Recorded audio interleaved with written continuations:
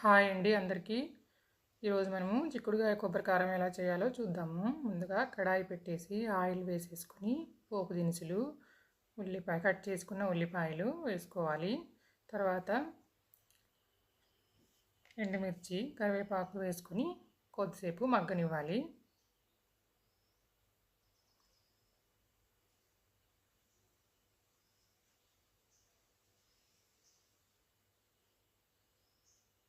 తర్వాత చిక్కుడుకాయలు వేసుకుని కలుపుకోవాలి. తర్వాత పసుపు,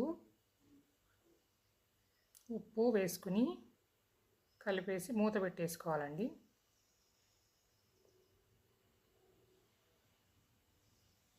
ఇలా కలుపుకొని మూత పెట్టేసుకోవాలి. ఇలా మూత పెట్టిన తర్వాత మూత తీస్తూ ఒక 5 నిమిషాలకు ఒకసారి అలా కలుపుకుంటూ ఉండాలండి, లేదంటే అడుగున మాడిపోతుంది. కాబట్టి నీట్గా సారికి కలుపుకుంటూ ఉండాలి.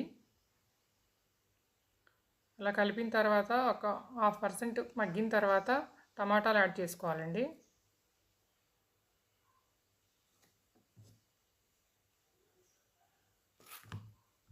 టమాటాలు యాడ్ చేసుకుని అలా కలుపుకొని మళ్ళీ మూత పెట్టి మగ్గించుకోవాలి. ఆ తర్వాత ముందుగా రెడీ చేసి పెట్టుకున్న కొబ్బరి కారం వేసుకోవాలండి. కొబ్బరి కారానికి కావాల్సినవి కొబ్బరి, వెల్లుల్లి, ఎండు కారం అండి. ఈ 3 కలిపి మిక్సీ పట్టి పెట్టుకున్న పౌడర్ అండి. ఇది వేస్తే చాలా టేస్టీగా ఉంటుంది. ఒకసారి మీరు ఇలా చేసి ట్రై చేయండి. మీకు ఎలా ఉందో కామెంట్ చేయండి.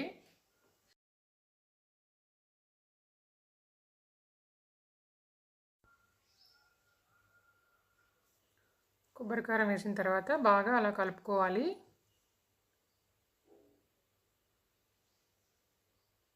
ఇలా కలుపుకున్న తర్వాత మీకు కావాలనుకుంటే కొద్దిగా వాటర్ యాడ్ చేసుకోవాలండి. లేదు ఇలానే బాగుంటుంది అనుకుంటే ఇలానే వదిలేసుకుని కొద్దిసేపు మగ్గనివ్వాలి. నేనైతే ఇక్కడ కొంచెం వాటర్ యాడ్ చేస్తాను.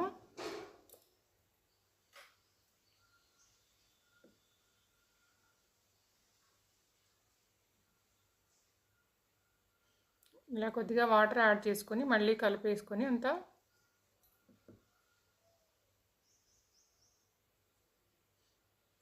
మీకు గట్టిగా కావాలనుకుంటే గట్టిపడేంత వరకు మగ్గించుకోండి.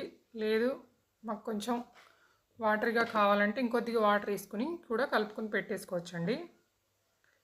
ఇలా కలిపిన తర్వాత ముందుగా మిక్సీ పట్టి పెట్టుకున్న ధనియాల పౌడర్ యాడ్ చేసుకోవాలి. నేను ధనియాల పౌడర్ ఇంట్లోనే ప్రిపేర్ చేసుకుంటానండి. దానికోసం కావాల్సినవి వేయించిన ధనియాలు, వేయించిన నువ్వులు, అలానే అవిసె గింజలండి. అవిసె గింజలు హెల్త్కి చాలా మంచిదని చెప్పి నేను ధనియాల పౌడర్లో యాడ్ చేసుకుంటాను. అలాగే వెల్లుల్లి, ఈ 4 కలిపి మిక్సీ పట్టి పెట్టేసుకుంటానండి ముందుగానే. ఆ పౌడర్ని దీంట్లో కొంచెం యాడ్ చేస్తే చాలా టేస్టీగా ఉంటుంది కూర. ఇప్పుడు మన చిక్కుడుకాయ కూర రెడీ అయిపోయిందండి. చిక్కుడుకాయ కొబ్బరి కారం మీరు ట్రై చేసి చూడండి. Thank you.